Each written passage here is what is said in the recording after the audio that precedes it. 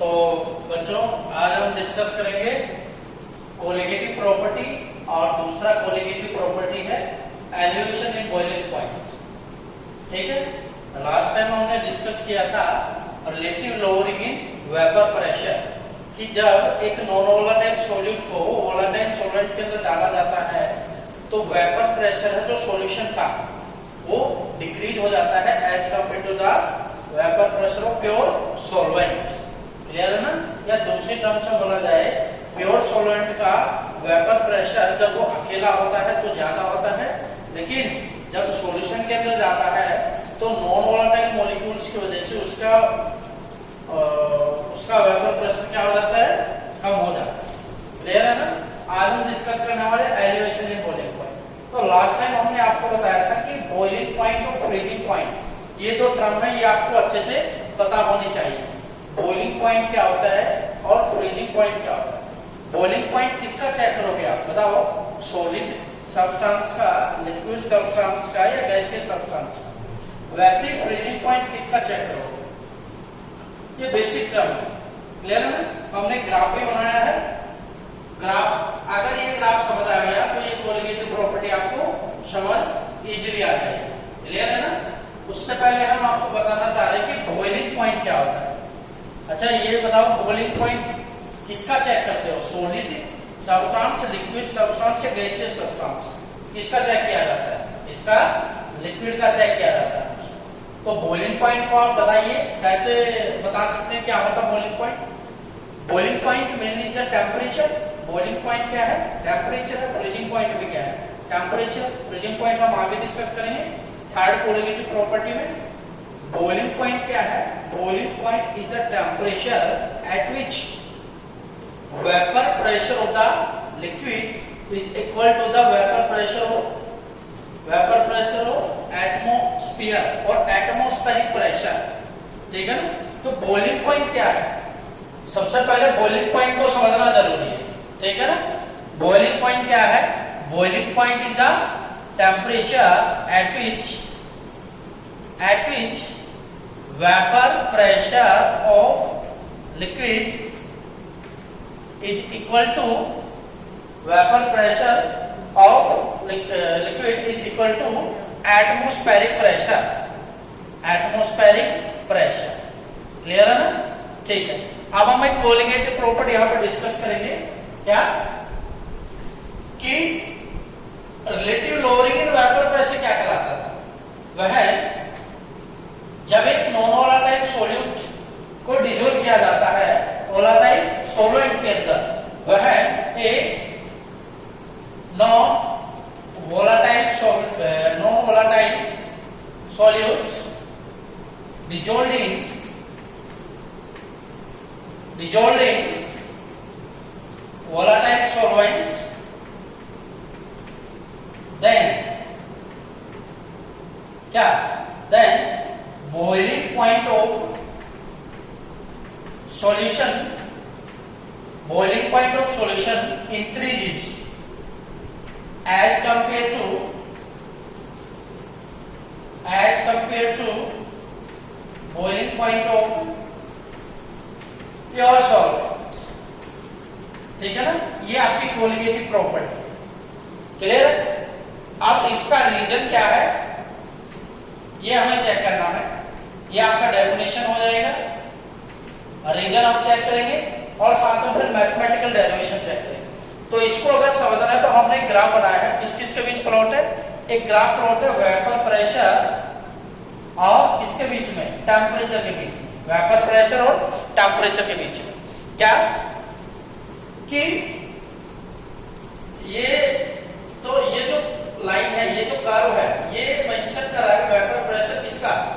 Pure solvent का। Vapour pressure और temperature के बीच में जो रिलेशन है इसको अभी एक्सप्लेन करेंगे। और ये वाला जो आपका लाइन है किसको मेंशन कर रहा है? वेपर प्रेशर किसका?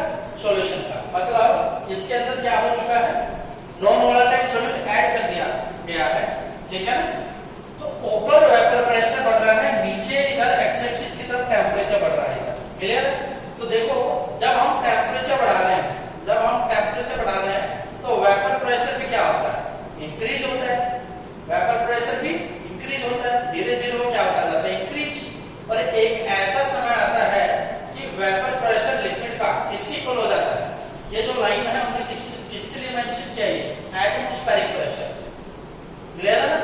एटमॉस्फेरिक प्रेशर इक्वल हो जाता है। इस पॉइंट पे हम जो भी टेम्परेचर आएगा वो हमने डिनोट किया डेल टीबी नॉट से, जो वेपर जो टेम्परेचर मेंशन करता है, बॉइलिंग पॉइंट मेंशन करता है प्योर सॉल्वेंट। क्लियर है ना? ठीक है, मतलब क्या हुआ कि जो वेपर प्रेशर होता है ना, वेपर प्रेशर किसी भी लिक्विड के लिए डायरेक्टली प्रोपोर्शनल होता है किसके, टेम्परेचर के। टेम्परेचर बढ़ाएंगे तो वेपर प्रेशर बढ़ेगा, यही चीज है ना? ठीक है, लेकिन अब क्या कह रहा है कि जब हमने इस प्योर सॉल्वेंट के अंदर, जब हमने इस सॉल्वेंट के अंदर नॉन वोलेटाइल सॉल्यूट डाल दिया था, तो वेपर प्रेशर क्या हो गया था, आरएलवीपी केस याद करो। जब नॉन वोलेटाइल सॉल्यूट सॉल्वेंट के अंदर डाल दिया जाता है तो वेपर प्रेशर सॉल्यूशन का क्या हो जाता है, कम हो जाता है। मतलब उसको और गर्म करना पड़ेगा ना, और हीट करना पड़ेगा। और कब तक हीट करना पड़ेगा, ज्यादा टेम्परेचर पे हीट करना पड़ेगा, तब तक जब तक कि सॉल्यूशन का vapour pressure atmospheric pressure equal ना हो जाए। तो मतलब क्या हुआ, सॉल्यूशन को ज्यादा टेम्परेचर पे गर्म करना पड़ेगा। और जिस टाइम पे सॉल्यूशन का vapour pressure atmospheric pressure equal हो जाए तो वो क्या होता है, बॉइलिंग पॉइंट होता है सॉल्यूशन का। तो यही हमने यहाँ पे मेंशन करने का कोशिश किया है, क्या कि प्योर सॉल्वेंट का तो ये है और ये सॉल्यूशन है। तो सॉल्यूशन का वेपर प्रेशर क्या है, कम है। भाई टेम्परेचर दोनों का क्या है, सेम है, लेकिन किसका ज्यादा है वेपर प्रेशर, प्योर सॉल्वेंट का। इसमें नॉन वोलेटाइल सॉल्यूट होने की वजह से वेपर प्रेशर सॉल्यूशन का क्या है, कम है। तो इसको ज्यादा गर्म करना पड़ेगा। टेम्परेचर आप जैसे बढ़ा रहे हैं तो एक ऐसा सम आता है, इंक्रीज होता जाता है, और एक ऐसा सम आता है कि सॉल्यूशन का भी वेपर प्रेशर एटमॉस्फेरिक प्रेशर के क्या हो जाता है, इक्वल। दोनों टेम्परेचर हमने मेंशन कर लिए। कोलिगेटिव प्रॉपर्टी क्या है, कोलिगेटिव प्रॉपर्टी ये है एलिमिनेशन इन बॉइलिंग पॉइंट। मतलब कि एक नॉन वोलेटाइल सॉल्यूट को जब वोलेटाइल सॉल्वेंट के अंदर डाला गया तो वेपर प्रेशर सॉल्यूशन का, तो बॉइलिंग पॉइंट सॉल्यूशन का क्या हो गया, बढ़ गया। इसके कंपैरिजन में as compared to the boiling point of pure solvent. Point ये है मैथमेटिकली क्वांटिटेटिवली कितना बढ़ा, यही हमें यहाँ पे कैलकुलेट करना है। ठीक है ना? अच्छा, किसका बॉइलिंग पॉइंट ज्यादा है, सॉल्यूशन का बॉइलिंग पॉइंट ज्यादा है। अगर हमें सॉल्यूशन का बॉइलिंग पॉइंट पता है और प्योर सॉल्वेंट का बॉइलिंग पॉइंट पता है, अगर दोनों टेम्परेचर में से ज्यादा टेम्परेचर से कम टेम्परेचर को हम लेस कर दें तो वो हमारे पास क्या आ जाएगी mathematically, elevation in boiling point. मतलब किसकी पता रहेगा, अगर हम TB किसका है, बॉइलिंग पॉइंट होता इसका सॉल्यूशन का, माइनस बॉइलिंग पॉइंट होता pure solvent del TB naught. Clear? अगर ये हमारे पास मैथमेटिकल वैल्यू आ जाए तो ये क्या आएगा, डेल T। क्लियर है ना? ये B यहाँ पे मेंशन करा है बॉइलिंग पॉइंट को, तो डेल TB आपकी टर्म कहलाती है एलिवेशन इन बॉइलिंग पॉइंट। ये जो आपकी टर्म है ये क्या कहलाती है, ये आपकी टर्म कहलाती है elevation in boiling point, elevation in boiling point. Clear है ना? अच्छा, रीजन क्या हुआ इसका, रीजन क्या हो जाएगा बताओ, रीजन क्या हुआ, बिकॉज रीजन क्या आ जाएगा, because vapour pressure of solution decreases, vapour pressure of solution decreases, then vapour pressure of pure solvent. Clear है ना? सो इट इज रिक्वायर्ड, ये क्या जरूरी है, रिक्वायर्ड टू हीट मोर, ज्यादा हीट किया जाए किसको, सॉल्यूशन को, इसको सॉल्यूशन को, सो दैट ज्यादा हीट करेंगे तो बॉइलिंग पॉइंट क्या हो जाएगा, ज्यादा हो जाएगा। मतलब वेपर प्रेशर से ही मिलती जुलती है ये, वेपर प्रेशर वाला कंसेप्ट को आगे बढ़ाएंगे। क्लियर है ना?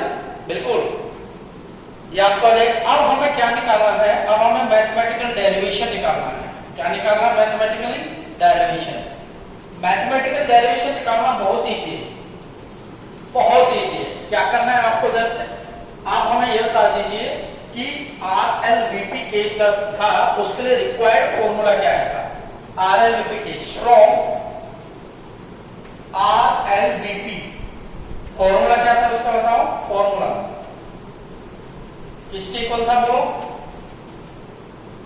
बोलो, फॉर्मूला किसके इक्वल था? Del P upon P naught A equal to WB by MB into MA by WA। याद है ना? क्लियर है सभी को? याद भी रखना है, न्यूमेरिकल्स बहुत ज्यादा पूछे जाते हैं इससे। क्लियर है ना? न्यूमेरिकल्स बहुत ज्यादा पूछे जाते हैं, बिल्कुल ठीक है। अब आप हमें ये बताइए कि अगर आपका सॉल्वेंट नॉन हो, मतलब अगर आपको ये पता हो कि वोलेटाइल सॉल्वेंट कौन सा है बेस्ट, मान लो वाटर है, तो उसके लिए MA का वैल्यू क्या हो जाएगा? फिक्स हो जाएगा। उसके लिए MA का वैल्यू क्या हो जाएगा?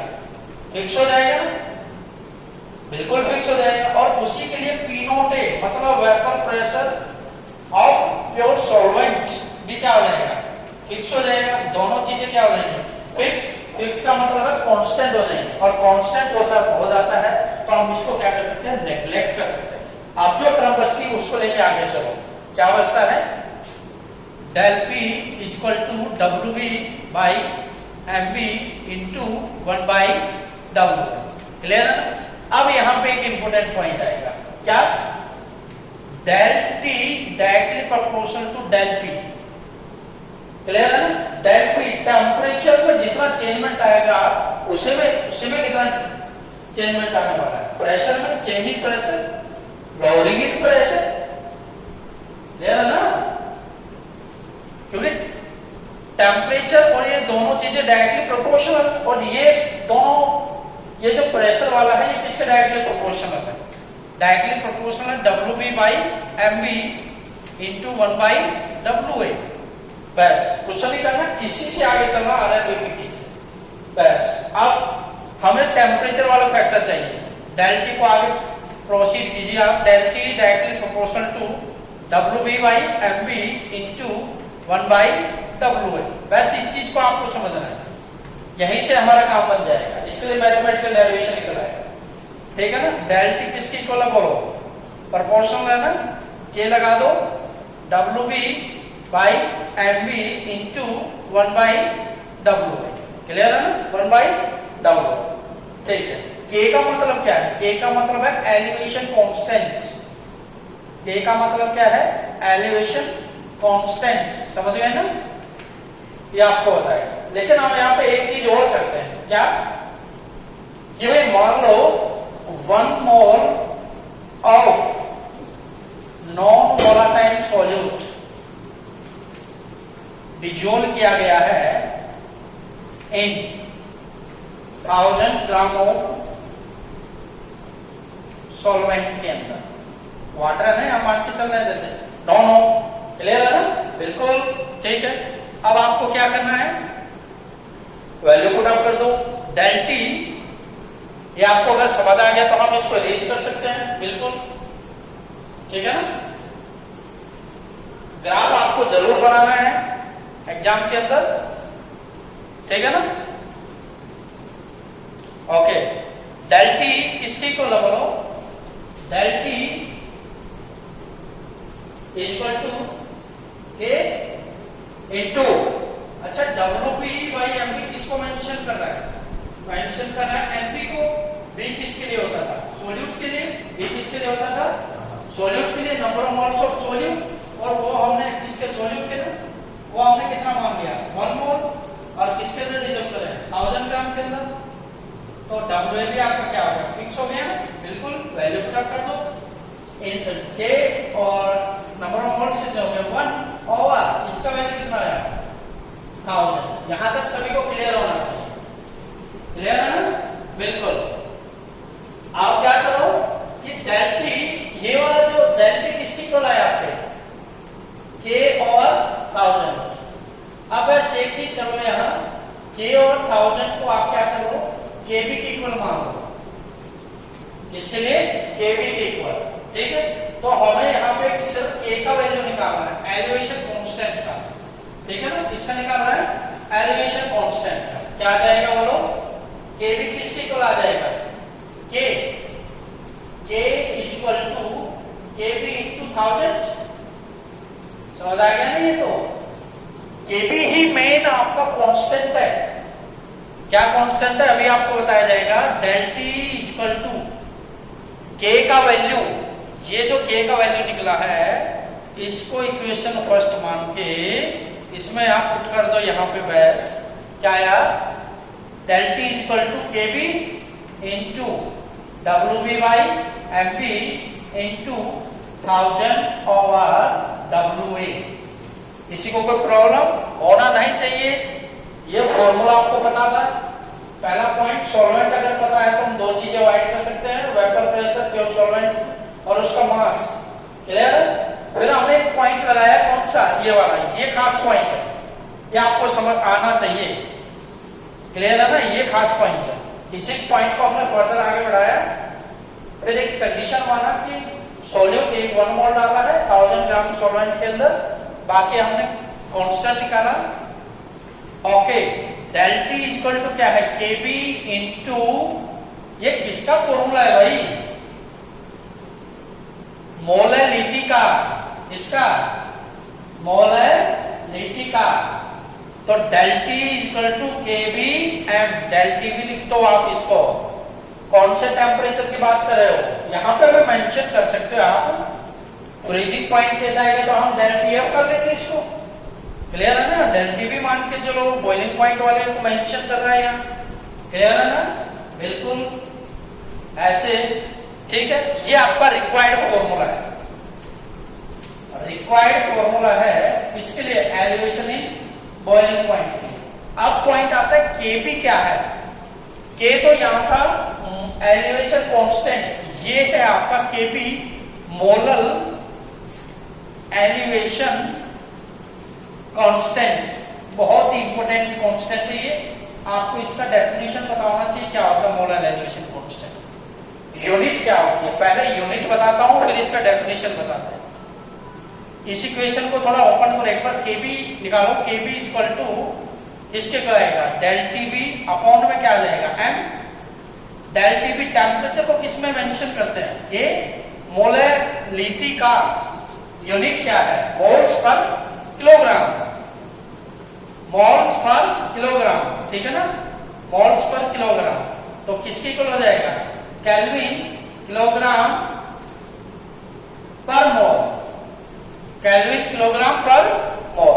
तो मोलल एलिवेशन कांस्टेंट क्या होता है? मोलल एलिवेशन कांस्टेंट क्या होता है बताइए? मोलल एलिवेशन कांस्टेंट, ठीक है ना? Molal elevation constant is the elevation constant. Molal elevation constant भी एलिवेशन कांस्टेंट है। Molal elevation constant is the elevation constant which explain, क्या बताता है बताओ? which explain elevation in boiling point of solution। ये बताता है कि सॉल्यूशन के बॉइलिंग पॉइंट में कितना एलिवेशन आया, कब? when 1 मोल ऑफ सॉल्यूट, कैसा सॉल्यूट? नॉन मोल आता है, ठीक है ना? डिजोल्ड इन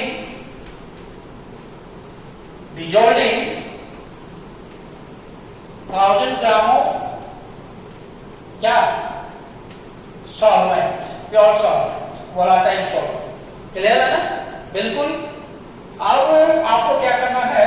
एलिवेशन कांस्टेंट, ये जो मोलर एलिवेशन कांस्टेंट है, आप इसको इजीली निकाल सकते हो। आप इसको इजीली निकाल सकते हो। इसके लिए एक फॉर्मूला आता है। फॉर्मूला क्या है? लिख लो आप। आर टीबी का स्क्वायर और 1000 इंटू LV। ये क्लियर है ना? Gas constant. और ये क्या हो गया? बॉइलिंग पॉइंट है प्योर सॉल्वेंट का। बॉइलिंग पॉइंट है प्योर सॉल्वेंट का 1000 आपका कांस्टेंट है और ये क्या हो गया latent heat of vaporisation, latent heat of vaporisation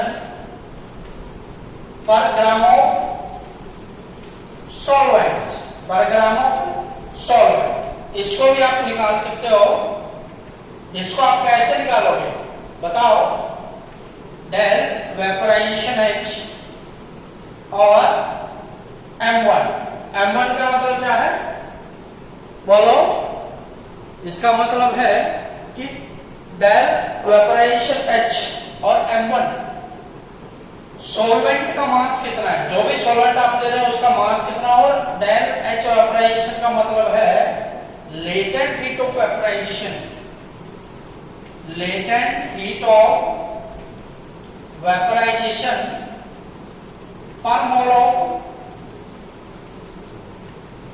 solvent. याद रखिएगा ये लेटेंट हीट है, ये भी लेटेंट हीट है, दोनों एक पर ग्राम ऑफ सॉल्वेंट के हिसाब से, एक पर मोल ऑफ सॉल्वेंट के हिसाब से। क्लियर है ना। ऐसे ही हमारा क्या निकलेगा, क्या निकलेगा डिप्रेशन एंड फ्रीजिंग पॉइंट एकदम एक जैसा ही है। पहला कोलिगेटिव आयरन लिक्विड केस पढ़िए, दूसरा आपको इजीली समझ आ जाएगा उसी पे बेस कौन सा है तीसरा। क्लियर है ना। क्योंकि हमने क्या बताया था कि जितनी भी कोलिगेटिव प्रॉपर्टी है वो किसके रेस्पेक्ट में पढ़नी, सॉल्यूशन के रेस्पेक्ट में।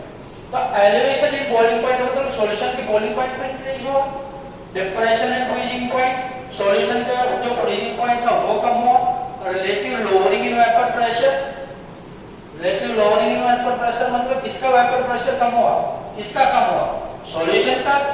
और तीनों ही केस कब पढ़े जाते हैं जब एक non volatile, non electrolyte solute pure solvent के अंदर क्या किया जाता है, डिसॉल्व किया जाता है। अभी हम क्या चेक कर रहे थे कोलिगेटिव प्रॉपर्टी, नेक्स्ट टाइम हम डिस्कस करेंगे colligative property third depression freezing point. Clear है ना।